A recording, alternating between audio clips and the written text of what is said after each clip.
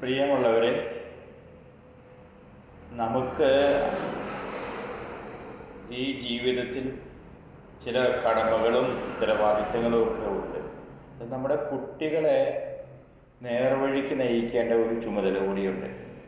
അത് നേർവഴിക്ക് നയിക്കാൻ എന്ന് പറഞ്ഞാൽ, ഇപ്പോൾ ഒരു 10 വയസ്സ് മുതൽ 14 വയസ്സ് മുതലുള്ള ചെറിയ മക്കളാണ് മയക്കുമരുന്നിനും അതേപോലെ തന്നെ മറ്റ് ലൈംഗികമായ രീതിയിലെ പീഡനങ്ങളൊക്കെ ഏൽക്കുന്നത്. അത് ശരിയായൊരു ബോധവൽക്കരണം നിങ്ങൾ മാതാപിതാക്കൾക്ക് കൊടുക്കേണ്ട ഉത്തരവാദിത്തമുണ്ട്.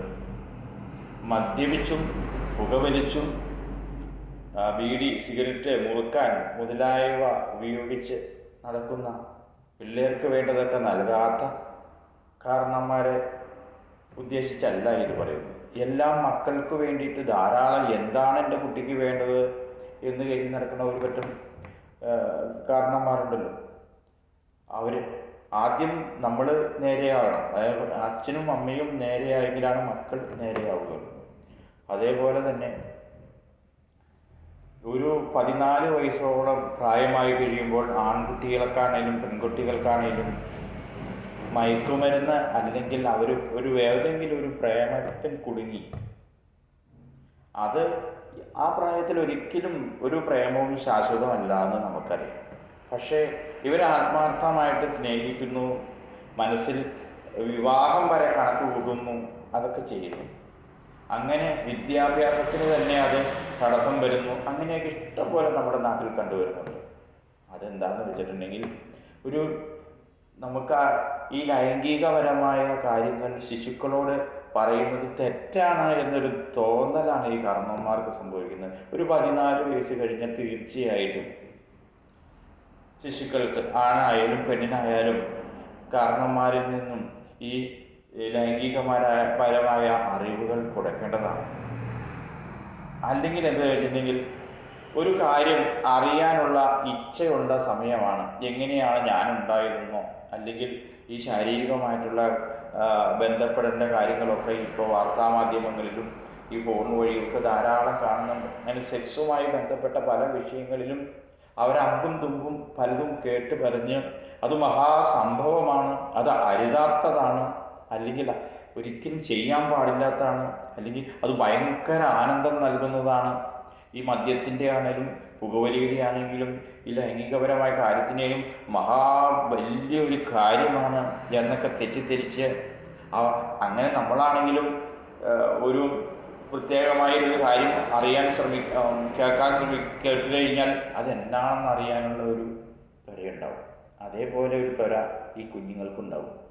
അവരോട് പ്രത്യേകിച്ച് മയക്കുമരുന്നിൻ്റെ കാര്യങ്ങൾ, അതിന് ദൂഷ്യവശങ്ങൾ പറഞ്ഞു കൊടുക്കുകയും, കാരണന്മാരൊരിക്കലും അത് ചെയ്യാൻ പാടില്ല കേട്ടോ.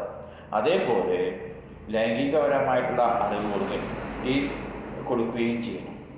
എന്താണ് സ്ത്രീയുടെയും പുരുഷൻ്റെയും ശാരീരികമായ വ്യത്യാസങ്ങൾ, ഈ ശാരീരികമായ ബന്ധപ്പെടുന്നതിനുള്ള കാരണങ്ങൾ, ഇതാദ്യം കാരണന്മാർ അറിഞ്ഞിരിക്കണം കേട്ടോ. എന്തിനാണ് ഇവിടെ ഈ ശാരീരികമായ ബന്ധങ്ങളൊക്കെ ഉണ്ടാവാൻ ഒരു ഉത്തേജനമൊക്കെ നൽകാനുള്ള പ്രക്രിയ ഉണ്ടായിരുന്നെങ്കിൽ, വാസ്തവത്തിൽ ശിശുക്കളെ നല്ല സത്സന്താനങ്ങളെ, തലമുറയെ സൃഷ്ടിക്കുവാനാണത് ഈശ്വരൻ അങ്ങനെ ഒരു വരം കൊടുത്തിരിക്കുന്നത്. പക്ഷേ അങ്ങനെ ഈശ്വരൻ്റെ ജോലി, ഈശ്വരൻ വെച്ചാൽ ഈ സൃഷ്ടി നടത്തുക, അതിനൊരു സുഖകരമല്ലാത്ത ഒരു അനുഭവമാണെങ്കിൽ ആരും ചെയ്യില്ല. അതിനാണ് ഈ താല്പര്യം ഉണ്ടാവുന്നത്. അത് തെറ്റല്ല. ഒരു 14 മച്യൂരിറ്റി പ്രായമായി കഴിഞ്ഞാൽ ഏത് ശിശുക്കൾക്കും ഈ താല്പര്യം ഉണ്ടാവുന്നത് ആരുടെയും തെറ്റല്ല. അപ്പോൾ അതിനോട് കൃത്യമായിട്ടുള്ള അവബോധം പറഞ്ഞു കൊടുക്കണം.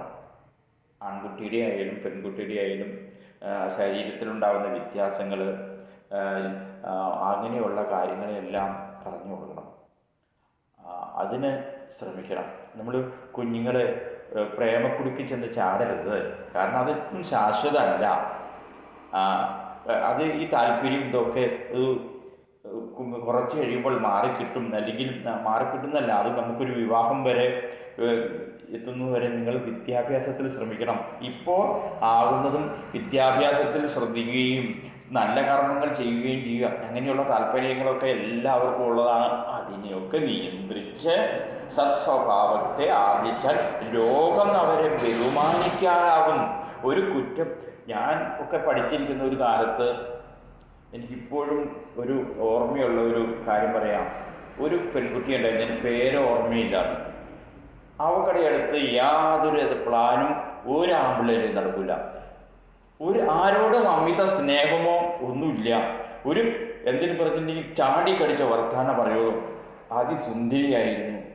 പക്ഷേ ഒരു സ്നേഹമായിട്ട് ആരോടും അവർ സംസാരിക്കണമെന്ന് സ്നേഹമില്ലാഞ്ഞിട്ടല്ല, ആ ഒരു ആറ്റിറ്റ്യൂഡ് കണ്ടിട്ട് ഒരിക്കൽ പോലും ഒരു പ്രേമത്തിൽ കുടുങ്ങാത്ത ഒരു പെൺകുട്ടിയെ കണ്ടിട്ടത് അദ്ദേഹത്തെയാണ്. അദ്ദേഹത്തെ ആരാണെന്നോ എന്താണെന്നോ ഒന്നും, എൻ്റെ പ്രീ ഡിഗ്രി കാലത്തുള്ള കാര്യമാണ്. വളരെ അതിശയം തോന്നിയൊരു കാര്യമാണ്. അങ്ങനെ ഒരു പെൺകുട്ടി അതേപോലെ അങ്ങനെ ആവണം എന്നല്ല, പക്ഷേ അതിന് അവബോധം സൃഷ്ടിച്ച് നമുക്ക് പ്രായമായി കല്യാണം കഴിച്ച് ഈ കാര്യങ്ങളൊക്കെ അനുഭവിക്കാനൊരു യോഗമുള്ള സമയമുണ്ട്.